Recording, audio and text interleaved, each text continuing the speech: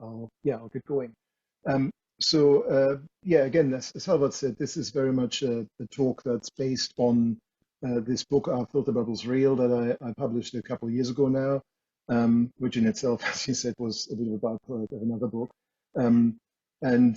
Really, I guess the other book I was working on, Gate Watching and News Curation, um, in thinking through this and thinking particularly about the role of news as a form of content on social media. Of course, these issues around echo chambers and filter bubbles very quickly raised their head, and it felt to me that they deserved something more of a discussion beyond what I could do just in a brief passage in that book. So here it is, and that's the outcome of that. Now, let me jump right in and really give you an idea of why we're even talking about these things. Why filter bubbles? Why echo chambers? Why are these topics so much being talked about, so much matters of public concern at this point? Well, here's actually one of the people I cited in the book, Barack Obama, who not only talked about this, but talked about it in his farewell speech, saying that, for many of us, it's become safer to retreat into our own bubbles, whether in neighborhoods, college campuses, places of worship, or especially our social media feeds. So this is essentially how far this idea of the bubble, he doesn't say filter bubble, but that's really what he's talking about, of course, how far this has traveled now that presidents, outgoing presidents, are worried about the idea of filter bubbles and echo chambers and the effects that they have on society. So clearly there's something there to look at, and clearly this is a concern at the highest levels. Now, I want to go back a little bit, though, because there is actually quite a long history to these concerns as well. And perhaps certainly in internet studies broadly defined, this by Nicholas Negroponte, this book called, this idea of the daily me that he talked about was probably one of the first sort of iterations of this, where basically, and at the time actually quite positively, he canvassed this idea that in future, with this wonderful Web 2.0 that was just emerging in the mid-90s, it would be possible for newspaper, as we were still calling them, news front pages, news portals, to be personalized to the interests of a particular user. So it would be possible that when you go to your local news site, you would see the news for you rather than just the generic news. And then he thought that was actually quite a useful thing, because it would obviously make the news more useful to news consumers. But this took a much more sinister turn fairly quickly when others, and Cass Sunstein here is perhaps particularly notable for talking about this idea of echo chambers, started to say, well, yes, but if that happens, and if other things happen that personalize our web experience and our informational experience perhaps more broadly for us, then we will end up being in echo chambers. We'll end up being just surrounded by the information that interests us, but not others. We will each have our own informational reality. We'll all be surrounded by some sort of informational cocoon, basically, that surrounds us, and possibly then also, of course, not just we as individuals, but we as groups, as ideological groups or other interest groups, might then have different realities, essentially, that we experience in terms of the information that we consume. So Sunstein's actually gone through, as you see there, a number of iterations, and his target has shifted a little bit from the web itself to blogs to modern social media, and everywhere he looks, basically, he sees these echo chambers emerge in these kinds of technologies and networks. A slightly different take is the take by Eli Pariza, who talked not about echo chambers, but about filter bubbles. Again, it has to be said, he's kind of revised this, and he started talking about filter bubbles at the start. He talked particularly in the context of search, that different people searching for the same information would see different results. More recently, he's adjusted this somewhat to talk more about social media algorithms creating filter bubbles, essentially, around individual users and around groups of users. And again, the idea is that this puts us into different informational realities, and that ultimately this leads to, well, in the extreme, the breakdown of society itself, because we no longer have a shared basis of information that we all draw on, but rather we all exist in these different spaces. And what I think and what someone else thinks about what's going on in the world might be entirely different, because we're drawing on different information. So these are the concerns. They're fairly serious and obviously fairly fairly extreme concerns to an extent. Of course, they have been maybe to some extent at least seen to be vindicated by some of the polarization, some of the other societal problems, of course, that have emerged in the meantime of hyper-partisanship, of polarization, particularly in the US, where all three of these authors, and in fact Barack Obama, of course, himself, are based as well. So there is a kind of a sense that, yes, these things are actually there and they're causing these problems. But I want to problematize, I want to question that quite a bit in this talk. So first, the problem here is that we actually lack good definitions for echo chambers and or filter bubbles. The first question is, where exactly, if we want to find them, would we expect to find them? So Parisa talks in the first place about search engines. So that, yeah, when you Google for something, if I Google for it and Harvard Google for it, then we see different results, so we live in different filter bubbles. Okay. That's been more translated also to more specialized search engines like news search engines, news portals, news recommender systems, or news websites as well. And then more recently, of course, with the social mediatization of everything, more and more the discussion has shifted to social media. But again, there too, we need to ask, well, where on social media? Social media are quite a diverse kind of category. Facebook and Twitter and Instagram and TikTok work very differently from each other.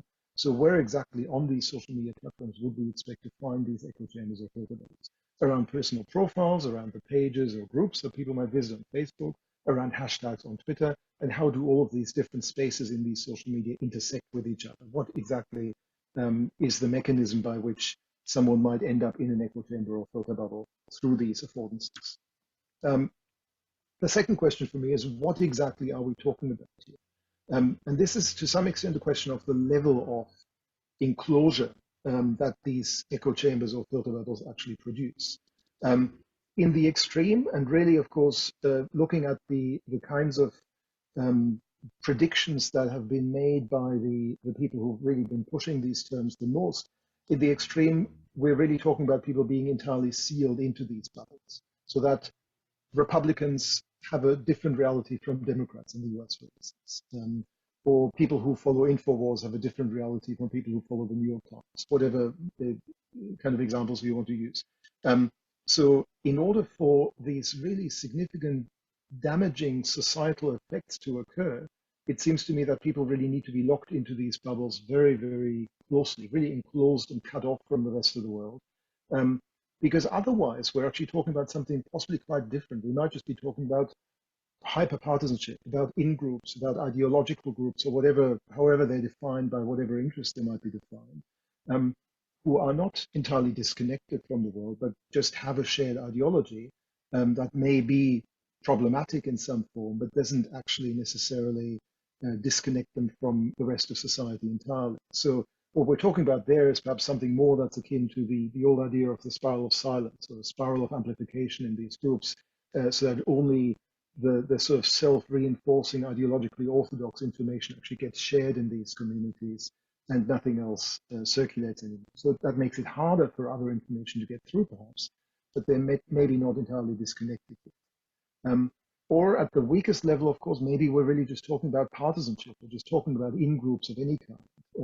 So that essentially any party, any activist group, anyone who joins with others around a common cause ends up being, to some extent, in a really weak kind of echo chamber or filter bubble. But that's not really been ever fully defined by the people who are really advocating for these concepts.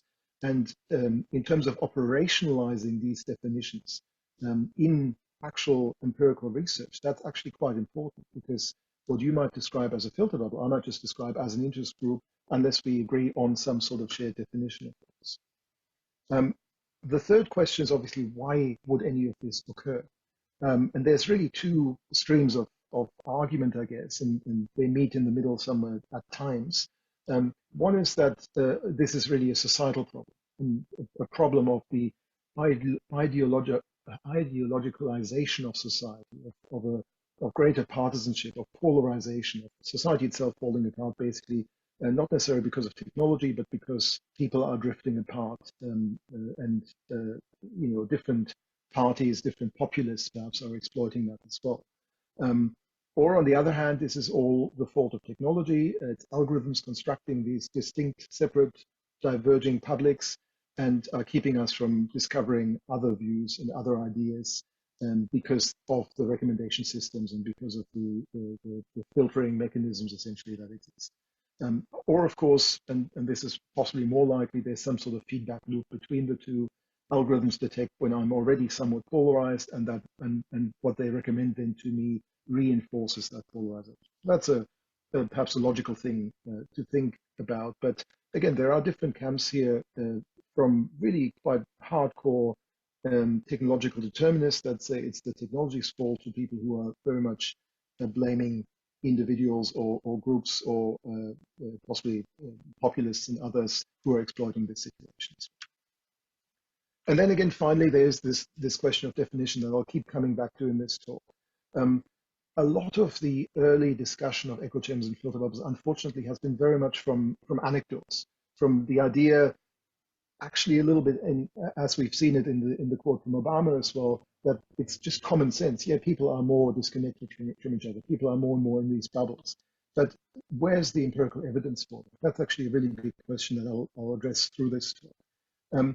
But part of the problem here is also that essentially these ideas, which should be empirically testable, have been promoted very much by people who are not experts in media, communication, computer science, and other related fields that actually have a stake in this. Sunstein, and I'm not trying to criticize or dismiss these people, but Sunstein's a legal scholar.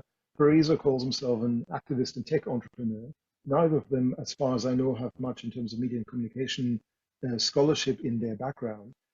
So that I think is a problem because again there is a need for us to test these concepts empirically, and unless someone actually provides us with a proper definition of what they are and how we might then use that in testing them, there is a problem for us. Just one anecdote on this: Pariser actually, when he introduces the filter bubble, basically says in the book that launched this idea, or in the TED talk really that launched the book that launched the idea. Look, I asked two friends to Google for the same thing. They got different results, so they must be living in different filter bubbles. So that's this kind of argument from anecdote that I'm talking about. And I think that's obviously not good enough. And if that's all that the idea of the filter bubble is based on, then we have a significant problem. So what even are they? What are we actually talking about? There is this really significant definitional uncertainty, partly not just despite, but because of the people who've been pushing this so much. They are also, unfortunately, very vaguely used. They're often used interchangeably, as I've done so far in this talk, I must admit as well, but I'll get to clearer definitions in a minute. And even in the literature, I've seen, as I researched the book, I've seen plenty of articles that basically said, well, we found, or we went out to look for echo chambers, aka filter bubbles. And that's a problem because clearly, they're different metaphors to begin with, but also they're being used interchangeably or differently in different contexts. So unless we've got clear definitions, what do we even do with these terms? They're so fluid in what they seem to mean. If no one can agree on what they actually do mean, then they're just not really particularly useful for scholarly research. But having said this, from my perspective, it seems to me that both ultimately fundamentally rely on a study of the network structures, of networks of communication amongst people and between people and technology as well. So that I think is the in for us. That's the approach for us to actually try and define these terms. So the definitions, the approach that I'm introducing in the book, and you're welcome to disagree with that, obviously, but for me, it makes sense just from the metaphors themselves to begin with, but also in further use, to actually distinguish between two different aspects of these networks of communication. One is connectivity, and that's what I'm attributing particularly to echo chambers. So who connects with whom? In social media terms, who follows whom? Who's friends with whom? So that's about the potential of communication. That's about the social network itself. So are we in closed groups? Are we all hermetically sealed in our own little closed groups, as I've tried to show there with my dodgy little graphic? Or are our publics overlapping with each other, and therefore is there some cross-fertilization between them? And as far as filter bubbles goes, then what actual communication takes place across those network links or across other links that may not be links of shared followership, shared friendship, shared connection? So how do we communicate with each other? even if we're connected with each other, does that mean that we're actually communicating with each other, or are there preferred pathways for communication that might exclude some people that notionally we're connected with? So these two are different layers of the network, basically, the actual connections and the communication that happens across those connections. Of course, if you add them together, so if you layer them over each other, then they may also counteract each other.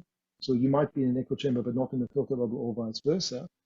Or of course, they might amplify each other if you're involved with the same people, with the same communicative partners. So that's the kind of logic and the kind of definition that I'm trying to introduce with this. So if I formulate this out, then basically an echo chamber comes into being when there's a group of participants that choose to preferentially connect with each other to the exclusion of outsiders. And the more they do that, the more they're connecting amongst that group and disconnecting from anyone outside of it, the more they're isolated, obviously, from any kind of potential for new views to be introduced into this group, while within that group, content and ideas and views can circulate freely and can keep amplifying them, each other as well.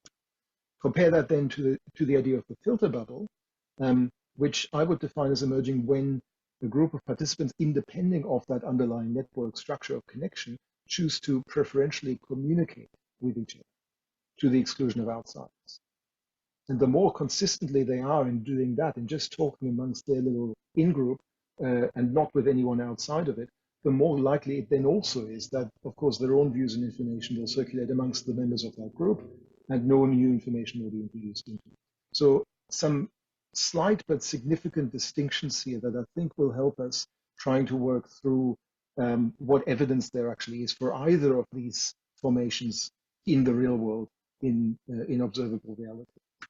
And of course, I'm not saying anything at this point about what might cause this. So I'm not saying this is all generated by algorithms, shaped by recommender systems, whatever, nor am I saying this is all the result of personal choice. It might be either or both at this point, and I'm not predetermining that at this point.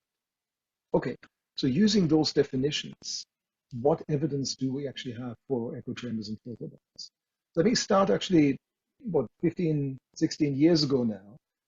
One of the first studies that hinted at something going on was this fairly famous study. You've probably seen this graph before by Damage and Glantz, who looked at the network of blogs during the 2004 US election. So this is Republican and Democrat blogs. You can work out which is which by the color. And they looked at how they're linking to each other, what the network of interlinkages is basically between them. And what they said was, well, we found polarization. That's quite evident from the network graph, and what they called mild echo chambers. So there's an interesting question there. What makes an echo chamber mild or not mild, of course? But what you're seeing in that graph, at least, and this is why they're calling it mild echo chambers, is that there are connections between those two groups of groups. These orange links that intersect between the two groups. Clearly, there's some cross-linking. There's some awareness of each other's views and arguments. They're linking to each other, even if they're just there to attack and criticize each other, but they're certainly still interconnecting with each other. It'd be very interesting, of course, to do a similar study now. Of course, people aren't necessarily using blogs anymore, but to translate this to other platforms and see what level or otherwise of interconnection there is between these groups. But I want to really draw your attention to this idea of the mild echo chamber, because again, this goes against this argument that echo chambers just disrupt and divide society, and that essentially it's no longer possible to have an argument across political boundaries or any other kind of ideological or other boundaries, because we're also disconnected into our own echo chambers. Well, this is patently not the case here. There is clearly a lot of cross-linking going on. And, does it actually make sense to then speak of even mild echo chambers? There's some mild, assortativity perhaps going on, mild homophily certainly going on, but will that actually have any kind of really meaningful effect? Yes, sure, more Republican information will circulate on the Republican side, more Democrat information circulating on the Democrat side, but that's really just what parties are, and that's really just what political campaigning is. So is this, if it's this mild, actually a problem in the first place? Now, let's fast forward 10 years, actually, in this case, to another study that, and I'm just picking these out because they're particularly instructive and there's some useful visualizations of this as well, but there are plenty more that operate in this sort of space. This is a study from Twitter. And there is a problem, of course, that much of the research in social media tends to favor Twitter simply because data access has been, at least historically, a lot easier. And we know less about these sorts of structures on Facebook than we do on Twitter. We also have the problem that, as this study also does, much of the research is based on hashtag data sets. In this case, actually, they've also then gone to follower networks and gone further out. So that's very commendable. But a lot of the research that we have and a lot of the research that ultimately points us to supposed evidence for filter bubbles or echo chambers tends to be very much just based on hashtags. And that's also a problem. But just to take this study then by Williams et al., what they ended up finding in the end was what they called both open forums, by which they mean interconnection across different groups, and echo chambers. So again, this is kind of curious because can you actually have both at the same time? But if you look at these network graphs particularly, and maybe let's just look at the right side of this, they actually find for different affordances for Twitter, different patterns. So what they've looked at here, and you may or may not be able to read the small print there on the hashtags, they looked at hashtags like climate change, global warming, and AGW for anthropogenic global warming. And I'm just going to talk about the AGW one on the right there, because then they also looked at the lead participants in those hashtags and how and whether they follow each other, how they retweet each other, and how they mention each other. So the top right-hand side there, you see the follower network, which looks kind of similar to the damage glance one. You've got people who accept the scientific consensus on climate science and people who reject it, and they're very much following their own kind of groups. So from that perspective, there is again maybe a mild echo chamber if we want to use that language. In terms of who they're retweeting, whose information they then amplify. So this is kind of starting to move from the echo chamber to the filter bubble question. Again, there is clearly some clustering going on that the climate change deniers are retweeting other climate change deniers. The people who accept the science retweet other people who accept the science. So again, from that perspective, we're seeing some mild filter bubble effects. But then if you look at how they mention each other, they're all over the place. They're talking very much across purposes here, across their interests. So again, if the fundamental thesis of echo chambers and filter bubbles is that they sort us into these different groups, and we're no longer even aware of other people's arguments, we're no longer even engaging with each other, then that thesis certainly is denied by that bottom right-hand graph in this case. People are still very clearly talking about, with each other, arguing with each other, dismissing each other or whatever, but certainly very much aware of each other and in communication with each other in some form. But they're not necessarily following each other, and they're certainly not retweeting each other either. So from that perspective, well, you know, the conclusion perhaps that there's open forums and echo chambers at the same time, in different layers of affordances on Twitter might be true, but how can that then have those deleterious effects that Sunstein and Teresa talk about? You know, if people are still very much aware of what each other is saying. So again, this is, I think, homophily. This is preferred connection in a number of cases, much more than it is actually people being sealed off from each other in echo chambers and filter bubbles. Some of this work, by the way, also really looks only at the lead users, not so much at the casual participants who might also be much more of a glue between them. And of course, again, just looking at individual hashtags doesn't tell us much about what other forms of communication might happen outside the hashtag, in follow-on tweets, for instance, or just by people who are not using the hashtag in the first place. So we've got to be quite careful about the use of these studies that look at very specific subsets of the full communication on these platforms, using them to claim that there are echo chambers or filter bubbles on these platforms, of course. And this is actually the next point I want to get to. So what's the counter evidence to all of this? First off, actually, I want to point you to some survey material from the Pew Center on this. So this is from the 2016 US election, which obviously, as you all, I'm sure, remember still, was highly contested and highly polarized between Democrats and Republicans. So this is US data, obviously. and what people said to the Pew researchers at that point was basically, well, I think I encounter quite a mix of belief in my social networks, both Republican and Democrat views. In fact, many of them said, well, I'm really trying to get rid of all of these Republican friends I apparently have, or all these Democrat friends I apparently have. I keep blocking people, but nothing's working. I'm still seeing pro-Trump or anti-Trump messages, whatever it might be. So they were actually by that point, and not surprisingly so, quite exhausted by the amount of cross-attitudinal material that they ended up seeing in their networks, and wanted less of it. So if anything, what they're reporting is basically a failure of Facebook's algorithms or Twitter's algorithms also at that point to filter the news feed to be more ideologically pure. So that should give us, I think, some pause. Again, looking at Facebook, and there's not many Facebook studies, but this one I think is a useful one from the German newspaper Süddeutsche Zeitung from 2017 around the German federal election.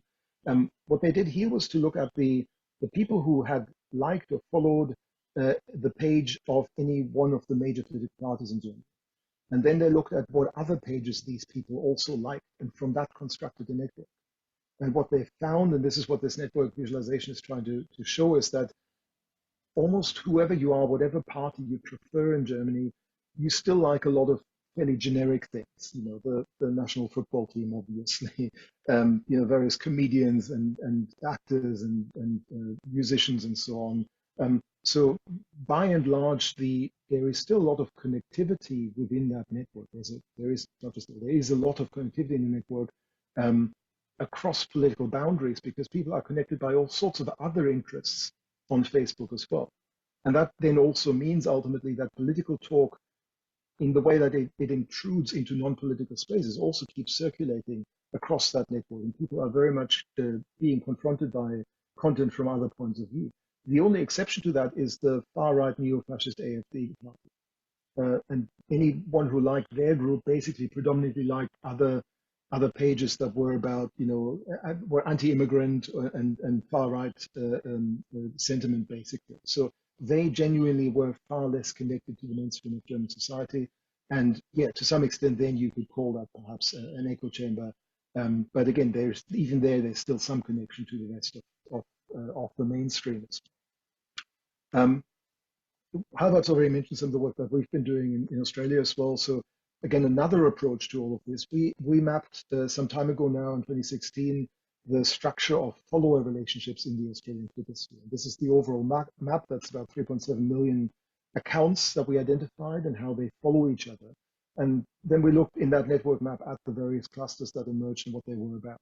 And we found there wasn't, for one thing, there wasn't actually that much politics in there in the first place. There are lots of other interests, obviously.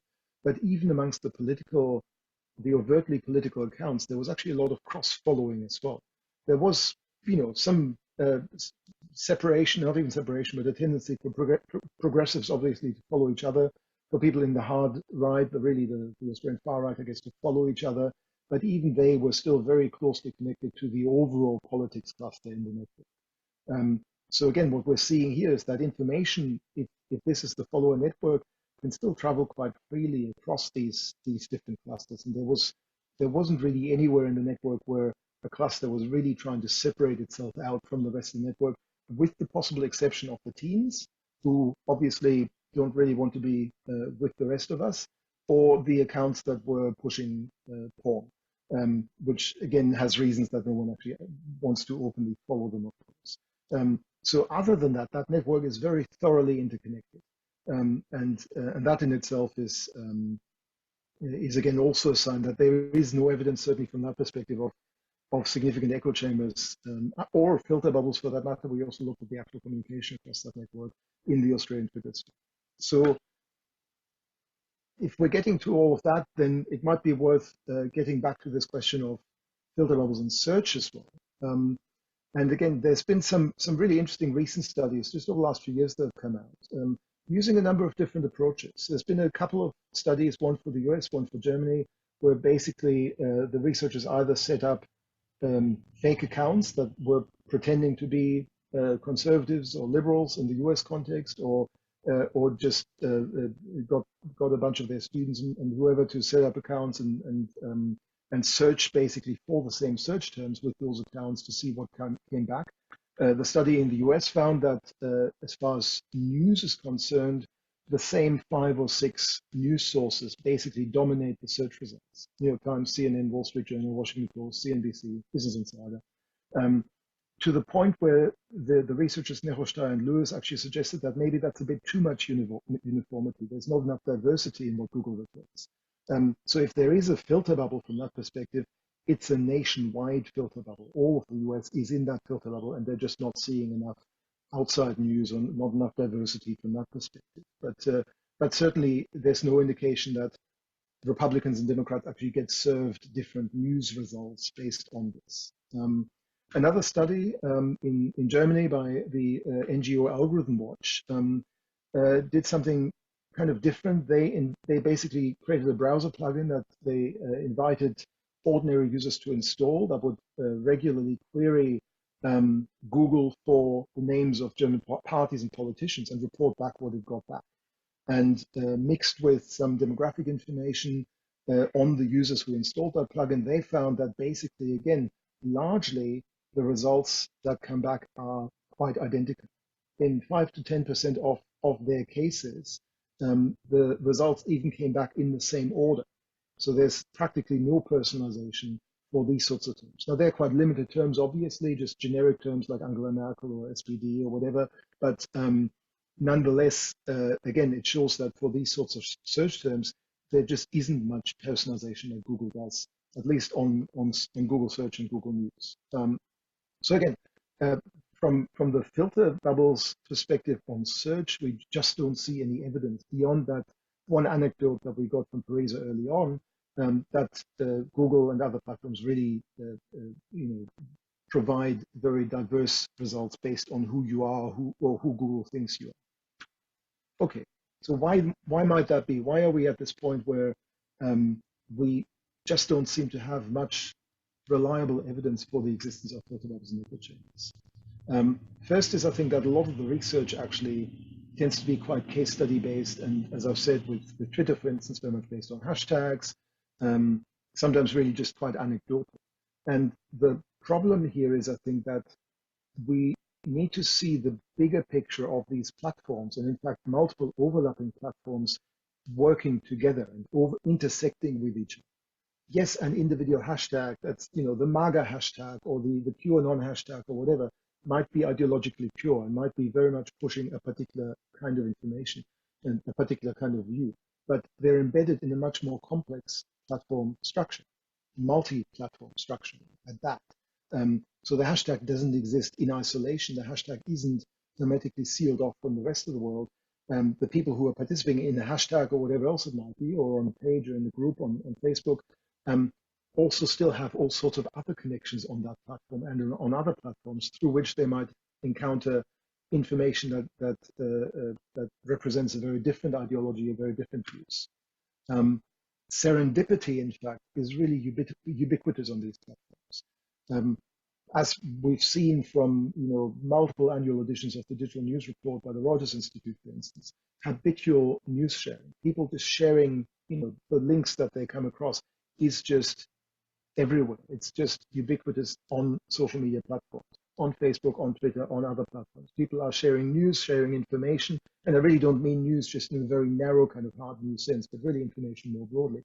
And they do so not just, of course, in spaces that are dedicated to politics or news, but in other everyday non-political contexts as well. And in fact, with the theories around third spaces or third places, that kind of sharing in non-political spaces might be even more important, might be even more likely to reach audiences that are not actually ideologically pure, but are quite ideologically diverse.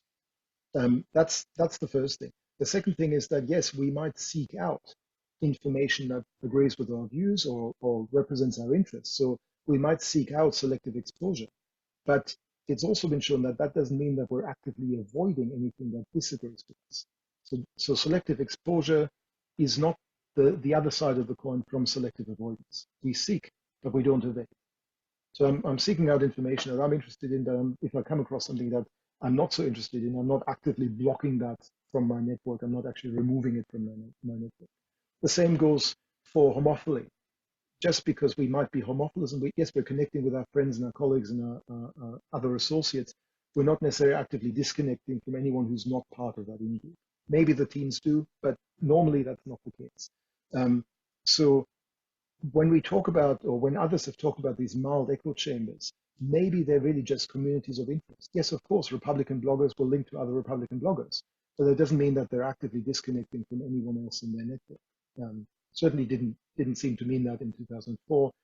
Probably still doesn't seem to mean it at this point. Going on from there. Ultimately, again, if you think of the totality of these platforms, it's actually very, very difficult to keep your network pure, ideologically pure in any other way. Because yes, Facebook pages or Facebook groups and other spaces that are designed specifically around an individual interest, we might call them engines of homophily. So yes, I might be going to a Facebook page because it's about a topic that I'm interested in, and because I know I'll find others there who are interested in that topic. Obviously, that's the whole point of the Facebook page. But other parts of Facebook, and the same goes for Twitter as well and other platforms, other parts of Facebook, like profiles, are engines of context collapse. So they counteract each other. Because in these spaces around our profiles, around other more generic and non-political spaces, we're connecting with people from all walks of life. On my Facebook profile, I'm connecting with my family, my friends, my work colleagues, my students, people who are interested in the same music that I like, or the same sports teams I like, or whatever else. So within that space, we have a really vast and very diverse audience that's entirely different from the audience that might exist around a Facebook page that's specifically to venerate Donald Trump. And people use both, of course, in their everyday experience of Facebook. So they're not simply in this sort of ideologically pure space of the political page or political group, but they're also in all sorts of other spaces where this kind of cross-cutting information continues to circulate. And that's because, and there's a really interesting line in one of Theresa's articles where he says that we basically just connect with our political compadres. And that's why we keep seeing the same content on Facebook. That's why we're in these filter bubbles on Facebook, because Facebook works out that we're Republican or Democrat or whatever. And so it gives us more information for that party than for the other party. But I don't know about you, but when I use Facebook and I connect with people on Facebook or any other social media platform for that matter, I'm not actually checking what party book they've got, what party they belong to, whether they've ever said anything good about Donald Trump. I connect with them because I find them interesting or not. And their political attitudes, I might not even find out until the next election comes and they start spouting weird things about how wonderful it would be if Trump was reelected or others. So this idea that this is all about politics comes from people for whom it is all about politics, but that simply doesn't represent the broader society that we live in. Now, having said all of that, it's possible, yes, of course, to develop a really hard exclusive echo chamber or filter bubble around yourself in these spaces. It's actually very, very difficult to do that, and so they're very rare. In a sense, you need to be really almost at a cultish level of devotion. You really have to go through your entire follower and friend network to say, well, Republican or Democrat, Trump fan or not, or whatever the politics are that you're interested in. So that requires a lot of work to try and keep that network pure. And if you also have this, peer pressure to connect with your mom on Facebook or your siblings or your co-workers or whatever else it might be, or on other platforms, of course, then that breaks that bubble already. That lets in others who are not as ideologically pure as you are. So it ultimately would be quite a lonely existence, I think, to really try and enforce that in your social media networks. Of course, that's what these fringe networks are for. 4chan, 8chan, Gab, Parler, various others that have come and gone. So that's really what they're for, of course. Yes, they invite a much more ideologically pure community onto their platforms. But that's also why they're so small and often so boring. Because there's really not much for them then to do other than to say, yeah, isn't Trump great?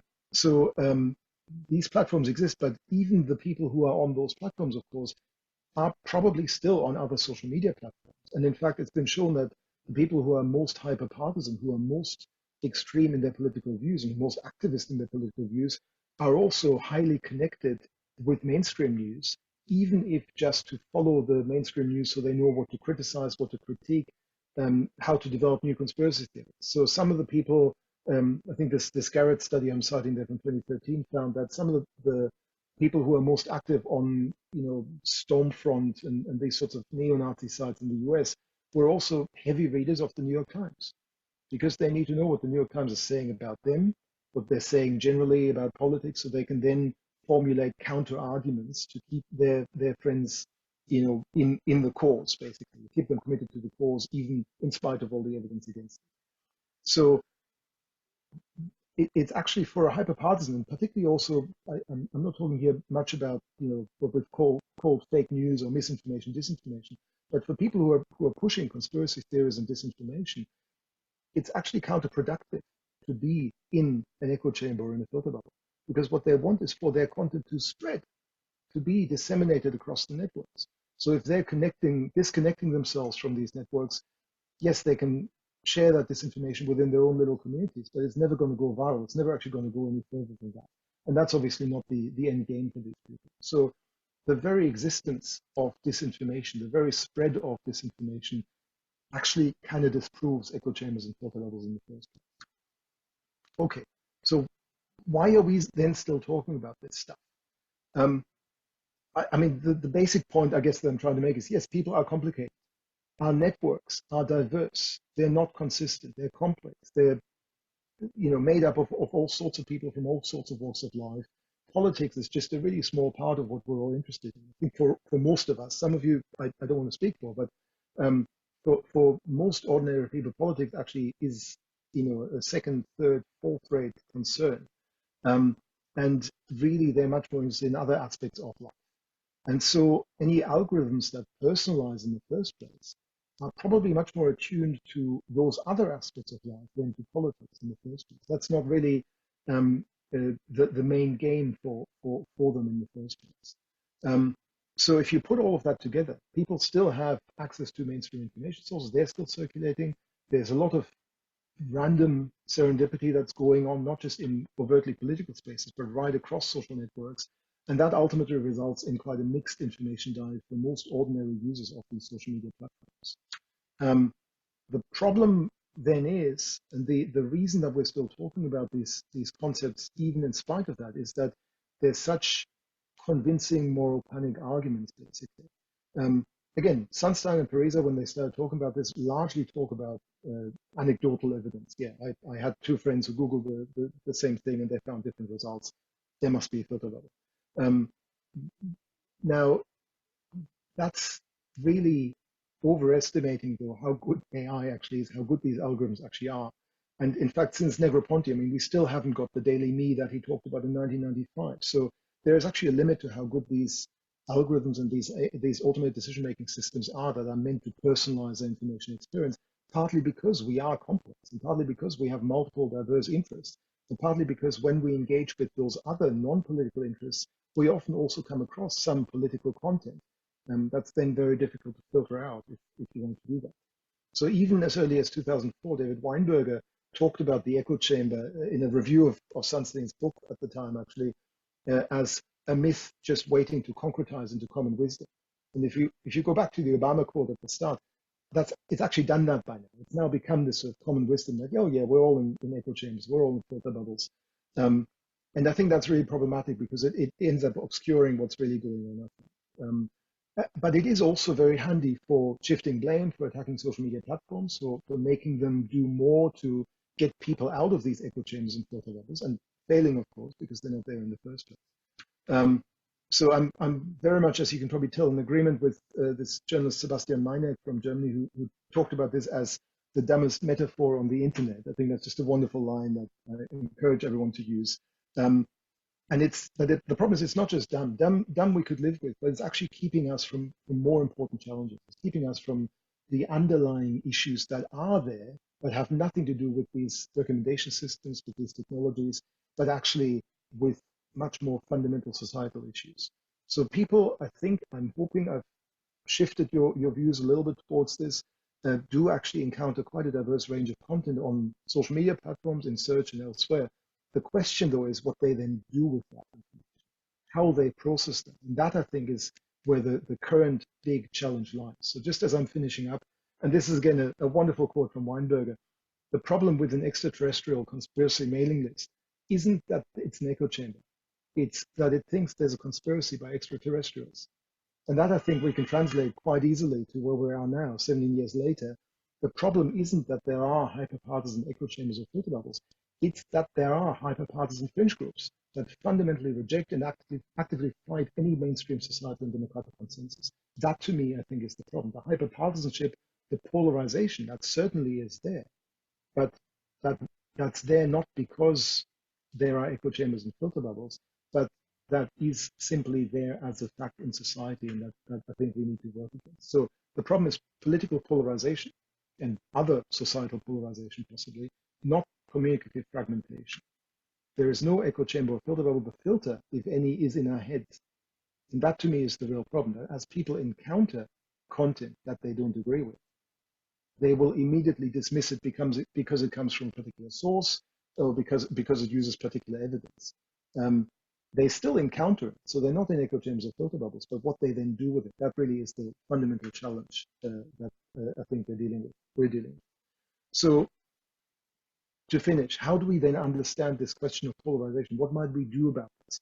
How can we assess how polarized different groups, societies, whatever units of size we actually want to think about are?